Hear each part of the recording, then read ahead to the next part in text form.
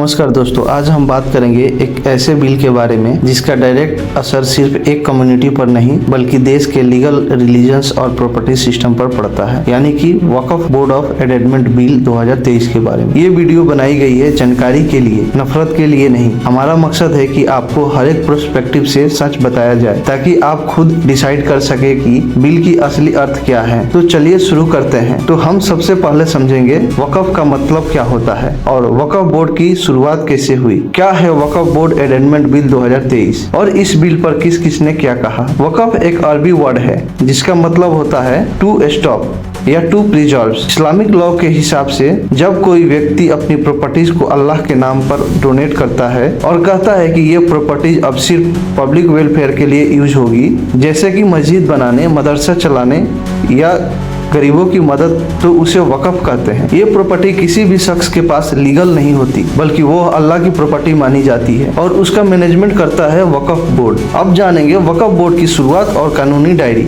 India में वक्फ board system British Ira से शुरू हुआ था। 1954 में पहली सेंट्रल वक्फ एक्ट पास हुआ जिससे 1995 में रिप्लेस किया गया। वक्फ एक्ट 1995 से इस तहत है हर स्टेट में एक वक्फ बोर्ड होना चाहिए। वक्फ प्रॉपर्टीज को मैनेज करने की जिम्मेदारी बोर्ड की होती है।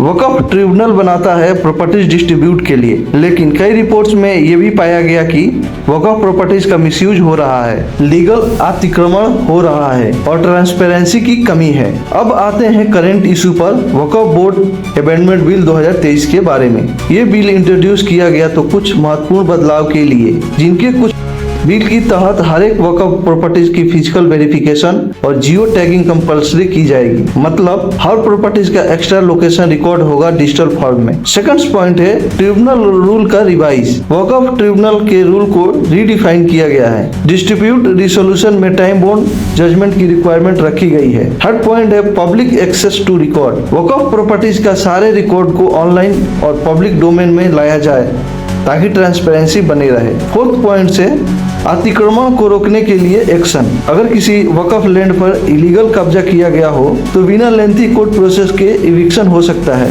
फिफ्थ पॉइंट है अमेंडमेंट इन डिफिनीशन। कुछ नए क्लॉसेस इंट्रोड्यूस किए गए हैं जो वक्फ की डिफिनीशन को बोर्ड बनाता है, जैसे कि ओवरऑल वक्फ भी रिटन डॉक्यूमेंट्स के बिना वैलिड हो सकेगा अगर एविडेंस हो। ये सब क्लॉसेस एक तरफ अकाउंटेबिलिटी बढ़ाते हैं, लेकिन दूसरी तरफ कुछ लोग इसे एक रिलीजियस कम्युनिटी के राइट्स में दखल भी मानते हैं। तो अब जानेंगे बिल को लेकर रिएक्शंस की। सपोर्टर्स की क्या रिएक्शंस है और अपोजिशंस का क्या रिएक्शंस है। जैसे कि ये बिल आते ही रिएक्शन मिक्स्ड थे। सपोर्टर्स का क्या कहना है, ट्रांसपेरेंसी बढ़ेगी और करप्शन कम होगा, अतिक्रमण और इलीगल ऑक्यूपेशन से मुक्ति मिलेगी, डिजिटल रिकॉर्ड से गवर्नेंस स्ट्रॉन्ग बनेगी। तो वही ओपोजिशन का रिएक्शन है, ये एक पार्टिकुलर कम्युनिटी का टारगेट करने की कोशिश है। ओवरऑल वक्फ को रिटन प्रूफ के बिना वैलिडेट करना फ्यूचर में मिसयूज का बढ़ावा देगा। इविक्शन क्लासेस में जुडिशरी का बाईपास होना अनकॉन्स्टिट्यूशनल हो सकता है। कुछ एमपी ने लोकसभा और राज्यसभा में इस बिल